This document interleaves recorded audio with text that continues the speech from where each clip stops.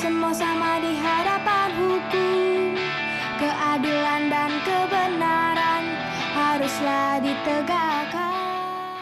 Masyarakat peduli hukum, kembali lagi kita bersuasapa. Kali ini saya sangat bahagia bisa bertemu dan akan berbincang dengan senior saya, Profesor Dr. John Fikri Sesa, MH. Apa kabar, Prof? Baik. Wah, luar biasa. Ya. Selamat siang. Ya. Ini segar terus, Prof. Apa ini apanya khasiatnya, Prof? Iya, pengawet aja. Makan ikan, minum madu, buah dan sayur lebih banyak. Oh gitu ya, makanya fresh terus pada sangat sibuk ya. Iya. Baik di kampus maupun di tempat lain. Ya. Beliau adalah pernah sebagai anggota DPD 2 periode dan sekarang aktif di kampus sebagai ketua Program doktor hukum di UKI. Saya akan berbincang-bincang seputar penegakan hukum kaitannya dengan ideologi Pancasila.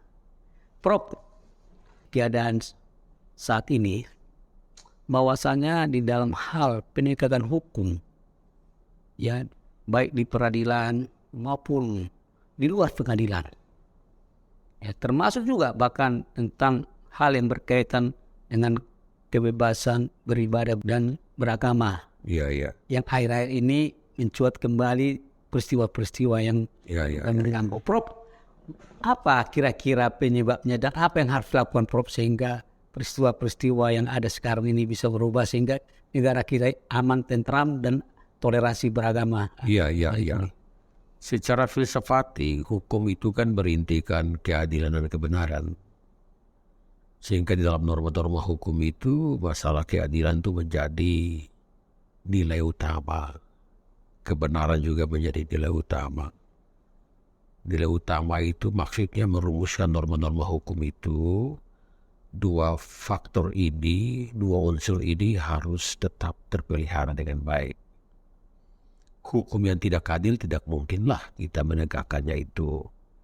Apalagi hukum yang tidak benar. Tidak benar artinya sekedar dibuat lantas disahkan, itu kepastian hukum. Tetapi kepastian hukum seperti itu dalam proses itu tidak menjamin ada keadilan dan kebenaran. Ya tak? Seperti di mazhab hukum formal, ya dalam perspektif sosiologi hukum itu corong dari penguasa, dari para pembuatnya. Hukum itu harus dipisahkan dari nilai-nilai etika, moral, dan spiritual. Bagi hukum yang bertumbuh, berkembang di negara hukum yang demokratis seperti di Indonesia tidak mungkin. Sungguh tidak mungkin. Nah, kita sudah sepakat bahwa Pancasila sebagai reside cita hukum itu bagaimana identitas hukum kita itu memberikan warna yang bukan sama dengan hukum di negara-negara kapitalis dan liberal, ya. Tapi Pancasila sebagai dasar negara dan cita hukum itu sekaligus dia sebagai falsafah bangsa atau filosofi Sjochronslag, ya. Itu harus mewarnai unsur-unsur keadilan dan kebenaran di segala jenjang peraturan perundang-undangan itu. Dimulai dari konstitusi, turun ke undang-undang, turun ke peraturan pemerintah, turun ke keputusan menteri, keputusan pengadilan. Ya. Nah, tapi faktor utama untuk mendukung sejumlah nilai yang saya gambarkan itu terletak pada legal structure and legal actor-nya. Legal actor itu adalah hakim, polisi, jaksa, panitera, notaris, KPK, advokat, ya, itu legal actor. Aktor-aktor hukum yang memainkan peranan penting dalam penegakan hukum itu. Ya, tetapi penegakan hukum itu juga harus diimbangi dengan bagaimana legal substance-nya, substansi hukumnya itu yang memang betul-betul menjamin adanya penegakan hak asasi manusia. Harus ada menjamin bahwa ada unsur keadilan dan kebenaran. Harus ada jaminan untuk ada kebebasan beragama di Indonesia, di negara yang sangat majemuk ini. Kemajemukan bangsa dan negara ini kan karunia Tuhan yang Maha Kuasa. Allah Subhanahu wa Ta'ala yang mengaruniakan itu. Kita tidak berdoa untuk kita dilahirkan sebagai bangsa yang majemuk, tidak. Itu anugerah Tuhan. Karena memang posisi kita di simpang 4 ya. Ya, diapit oleh 2 benua dan 2 samudra. Posisi Indonesia tuh di sentrum geostrategi dan geopolitik global itu. Jadi kita memang maksud Tuhan itu disitulah ada Kepulauan Nusantara yang memang menghimpun seluruh suku bangsa dan ras, dan hidupnya harus saling berdampingan. Ya, saling berdampingan itu berarti satu dengan yang lainnya saling menghargai, ada toleransi. Dalam filsafat itu ada koeksistensi. Eksistensi saya John Pieris, berasal dari Maluku, warga negara Indonesia yang beragama Kristen Protestan. Teman saya ada yang suku Minang, ya, beragama Islam, tapi dia juga orang Indonesia sama-sama dengan saya. Pak John Panggabean juga beda suku dengan saya, tetapi junior saya di UKI. Itulah kemanjemukan itu kan harus kita pelihara. Allah tidak menciptakan sesuatu itu tunggal. Enggak. Tumbuh-tumbuhan juga majemuk. Hewan majemuk. Jenis unggas saja dia majemuk. Ya. Ada itik, ada ayam, ada burung kasuari, ada burung yang terbang tinggi seperti burung Raja Wali, ya, burung cendrawasih, tanaman-tanaman, bunga-bunga, ya, yang bisa mengalahkan kewibawaan Raja Salomo, ya, di Perjanjian Lama kalau kita baca itu. Ya, itulah kebaikan Allah bagi bangsa Indonesia yang ada di Kepulauan Nusantara itu. Karena itu saya kira kita tidak usah capek-capek ya saling curiga-mencurigai, jealous terhadap satu dengan yang lain. Negara Indonesia berdasarkan Pancasila dan Undang-Undang 45 itu menjamin penegakan hukum, adil dan benar, menegakkan prinsip-prinsip negara hukum yang berdasarkan Pancasila, dari ketuhanan sampai di keadilan sosial, ketuhanan kemanusiaan yang adil dan beradab, persatuan Indonesia, persekutuan kita sebagai bangsa yang satu. Lalu demokrasi kira-kira akan dipimpin oleh hikmat kebijaksanaan dalam permusyawaratan perwakilan. Hikmat dan kebijaksanaan ini nilai, Pak. Jadi merumuskan norma hukum itu harus bijaksana. Supaya ada kemudahan untuk pembangunan masjid di daerah-daerah Kristen. Ada kemudahan untuk membangun rumah ibadah Katolik dan Protestan di komunitas Islam. Atau di komunitas Hindu dan Buddha. Dan sebaliknya demikian. Seperti itu Tuhan mau. Sebab yang menciptakan agama itu kan bukan Tuhan. Yang menciptakan agama itu para nabi. Manusia juga. Kita Tuhan yang Maha Esa. Semua agama mengakui itu. Bahwa Allah itu satu. Tuhan itu satu. Paradigma spiritualitas kita itu memang berbeda-beda satu dengan yang lain. Tetapi kita itu satu. Satu apa ya? Satu keutuhan ciptaan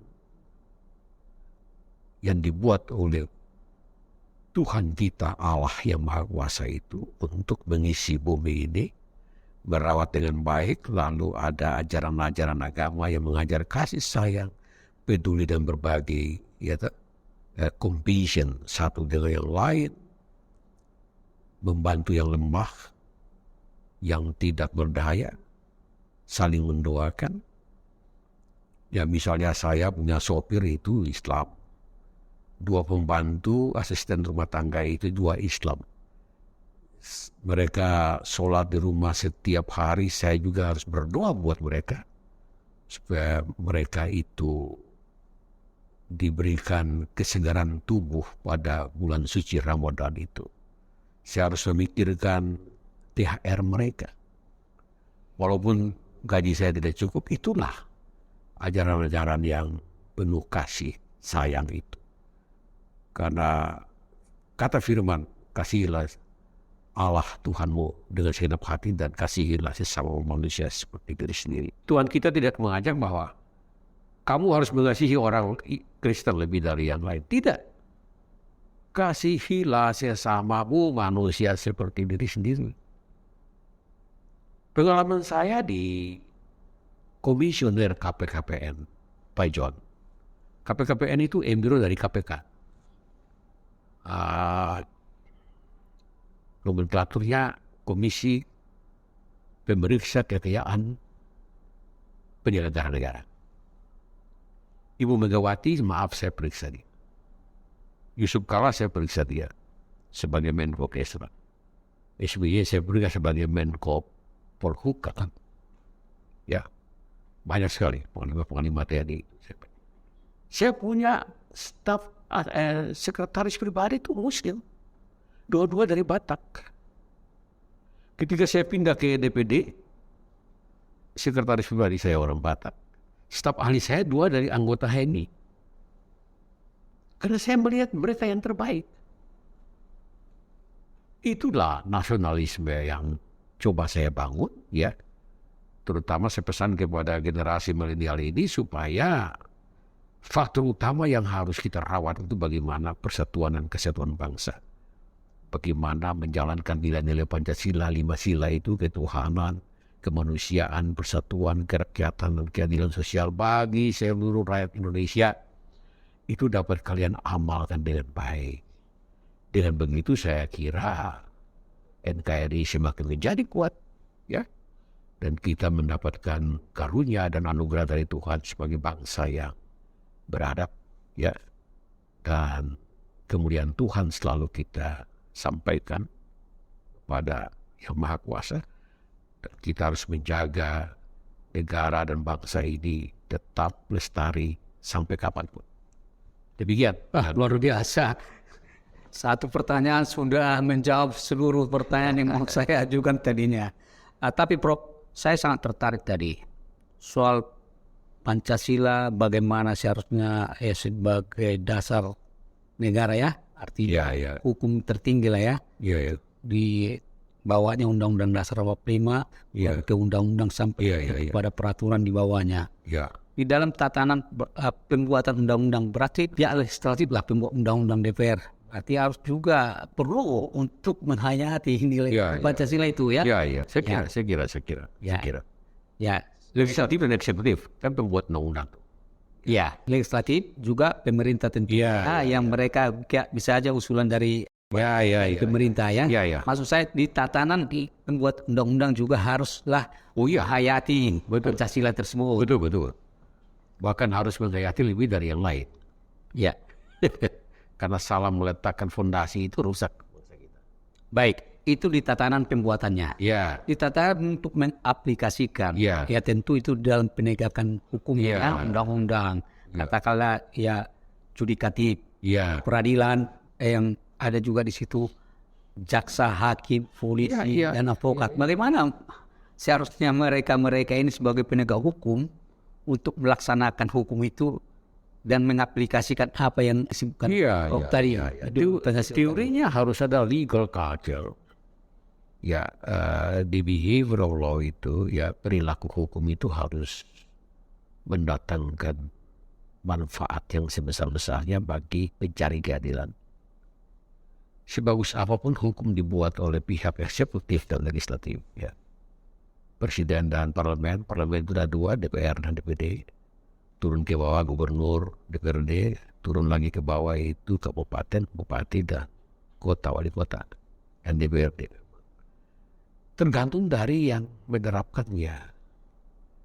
Ya, dari istilah saya itu integrated law making system, pembuatan sistem hukum terpadu itu antara legislatif dan eksekutif harus terpadu.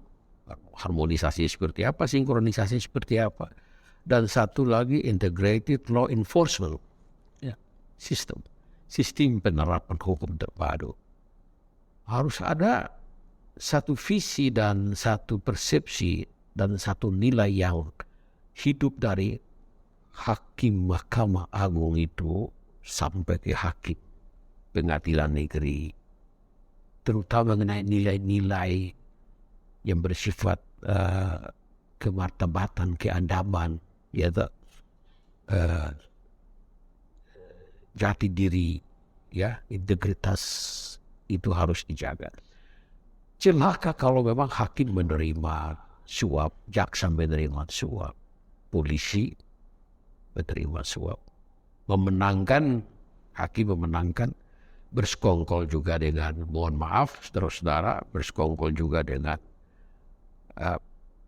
penegak hukum yang lain, katakanlah saja itu advokat, ya, atau juga mungkin panitera yang selalu ditempatkan sebagai menerima semua berkas yang masuk ke pengadilan. Dia adalah mediator antara pihak-pihak yang berperkara. Kan begitu, Pak? Ya, benar. Nah, kalau budaya hukum masih seperti itu, mudah-mudahan saya bisa mendapatkan sesuatu dari sebuah perkara perdata yang besar nilainya kira-kira 50 miliar. Kalau otaknya sudah kotor bahwa saya akan dapat 2 miliar dari ini, ya silakan aja.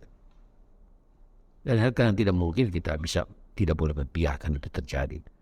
Pak Johan sebagai penegak hukum, advokat, saya sebagai para ilmuwan kampus, ya diskusi penting itu untuk menjaga keluhuran dan martabat kita sebagai ya anak-anak bangsa, anak-anak Tuhan, dia yang terpilih dari sekian orang untuk bagaimana membangun bangsa dan negara dalam semua aspek kehidupan.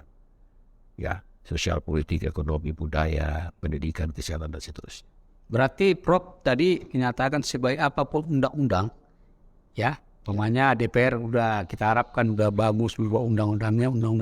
Kalau dalam pengimplementasian atau pelaksanaannya ternyata juga tidak didasari oleh integritas moral. Integritas moral tadi saya setuju ya. Betul. Berarti tidak ada manfaatnya juga ya. Keadilan akan jadi susah didapat oleh semua pencari keadilan. Iya, itu kan teori dari Lawrence Friedman, ya. Teori efektivitas hukum itu. Bahwa hukum itu bisa efektif berlaku jika dia memenuhi 3 unsur itu, Pak. Ya, legal structure, legal substance, legal culture. Ya. Katakan legal substance itu norma-norma, kaidah-kaidah itu sudah dirumuskan bagus banget. Tapi legal structure-nya untuk menegakkan itu kurang bagus. Kecerdasan ya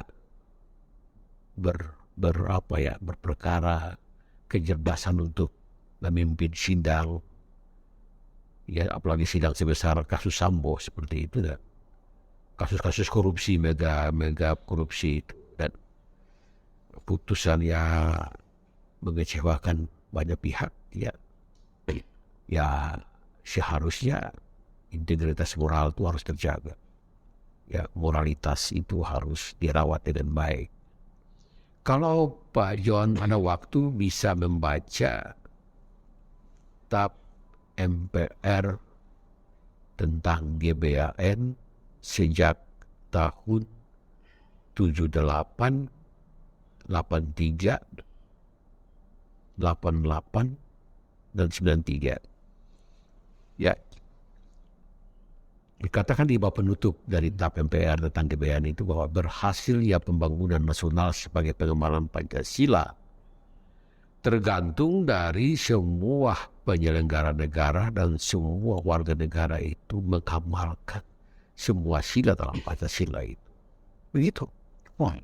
Secara konsisten dan konsekuen. Tidak saja melaksanakan, tapi secara konsisten dan konsekuen. Nah, misalnya ada opsi yang bagus bahwa memiskinkan para koruptor. Tidak juga. Tidak ada efek jerah sama sekali. Korupsi semakin gila. Kasus di Kementerian Keuangan, kepala bea cukai dicopot, pajak semua. Kasus 39449 ya triliun. Masih seperti begitu. Rekening gendut masih abu-abu. Kenapa ada dibongkar habis? Ya. Begitu. Ya. Ya. Dan oleh sebab itu saya kira menyongsong pemilu 2024 ya. Pemilihan anggota legislatif dari pusat sampai di daerah. Baik dari DPR, RI, DPR, Provinsi Kabupaten Kota, DPD RI, Presiden dan Wapres itu. Saya menyerukan bahwa seluruh pemilih harus memilih orang-orang yang memang memiliki kecerdasan spiritual, intelektual, manajerial, profesional dengan baik. Ya, otak saya tidak cukup, tapi hatinya, moralitas, ya itu harus terjamin. Sebab hati tidak bisa dibaca. Orang bisa membaca otak kita, Pak, tapi hati tidak bisa. Hati itu otonom. Bapak memiliki hati yang tulus atau hati yang jahat, atau saya memiliki hati yang jahat. Orang kan tidak tahu. Ya, walaupun saya senyum. Ya, senyum belum tentu orang itu dianggap baik. Bisa jahat. Penyamun juga bisa senyum. Pembunuh juga bisa senyum. Ya, kan begitu. Ya, Yudas mencium Tuhan Yesus padahal dia pengkhianat. Sekalian seperti Petrus. Ya, Prof. Saya sangat tertarik. Sebenarnya udah sangat detail ya. Ya. Cuma menurut Prof, apa yang harus dilakukan untuk benar-benar kita dalam waktu secepatnya atau segera merubah keadaan ini? Harus dimulai dari mana, Prof? Memang udah sulit ya. Karena hampir semua lini tadi ya banyak kasus ya, maupun hal-hal yang berkaitan korupsi, kepala daerah, itu juga tentang penegak hukum juga, bahkan gua hakim agung saat ini baru sejarah, Prof. Ya. Segera akan diadili kedua-duanya, yang satu sudah ya, juga hakim justisial yang di Mahkamah Agung kan, betul. Juga advokat kan gitu. Ini secara transparan kan semua udah mengetahui. Tapi apa yang harus dilakukan dalam waktu dekat untuk merubah ini supaya jangan terjadi lagi berulang? Karena sejak reformasi kan, dalam reformasi kita sudah setuju bahwa hukum menjadi panglima dan kita harus mempunyai integritas moral. Tapi untuk saat ini ternyata itu justru mengejala lagi, lebih parah lagi daripada yang dulu. Bagaimana menurut Prof? Dan apa sarannya? Mungkin perlu ada reformasi budaya hukum. Saya istilahkan reformasi budaya hukum. Ya, kalau yang lain itu gak gampang lah. Legal structure, legal substance itu kan. Ada orang-orang pintar memikirkan. Tapi sebuah revolusi kebudayaan kan misalnya di China, udah dilakukan itu. Ya, Jepang setelah takluk pada Perang Dunia Kedua. Itu revolusi kebudayaan. Jadi kita harus revolusi, ya seperti Jokowi mengatakan revolusi mental. Tapi jalannya tersendat-sendat. Ya, saya menghargai ide itu. Revolusi mental ada reformasi birokrasi, tapi korupsi pun tidak bisa susah benar bagi saya. Apa yang menyebabkan itu ya? Ya antara Menteri Keuangan dan Menko Polhukam hanya perspektif berbeda soal 349T itu. Sistem pemerintahan negara itu memang harus dibenahi. Tapi pertanyaan soal hukum itu, reformasi budaya hukum itu, legal culture itu. Saya mau orang-orang seperti mantan Jaksa Agung itu, Baharudin Lopa, ilmuwan seperti Profesor Syed Hati, ya, sastrawan seperti Mokhtar Lubis, ya, advokat yang sangat bermartabat seperti Yap Tiam Hin, ya, Adnan Buyung Nasution, ya, Bismar Siregar, dapat saya sebutkan seperti itu. Ini kita harus punya orang-orang seperti itu. Dan memang agak susah. Kita mulai dari mana, saya juga agak bingung, Pak John. Ya, mulai dari mana ya? Tapi kalau sebetulnya psikologi pendidikan itu mulai dari diri sendiri. Ada lagu rohani kita dimulai dari diri sendiri kan begitu. Baru lingkungan keluarganya dibina. Contoh saya, kenapa anak saya dia, karena bapak saya tidak merokok, saya tidak merokok, karena saya juga tidak merokok. Ya. Tapi saya merokok, turun ke anaknya merokok dan cucunya merokok. Saya enggak. Dimulai dari diri sendiri itu. Seperti yang dikatakan oleh filsuf Immanuel Kant, filsuf Jerman, dia mengatakan bahwa ciri khas kebudayaan atau orang-orang yang beradab adalah kemampuan untuk mendidik dirinya sendiri. Kalau mendidik mahasiswa itu gampang, Pak. Tapi John Pierce mendidik John Pierce itu susah banget. Ada egosentris yang besar sekali. Ya toh? Nah, kita mulai dari situ. Tapi Pak John katakan dalam jangka waktu yang singkat. Ya, susah. Saya usul. Ya. Nomenklatur KPK itu harus dirubah. Ya. Jangan Komisi Pemberantasan Korupsi. Komisi Pencegahan dan Pemberantasan Korupsi. Jangan lupa nomenklatur itu dia menurunkan filosofinya. Jadi pencegahan yang kita utamakan. Kalau 90% pencegahan itu berhasil, pemberantasan cuma 5%.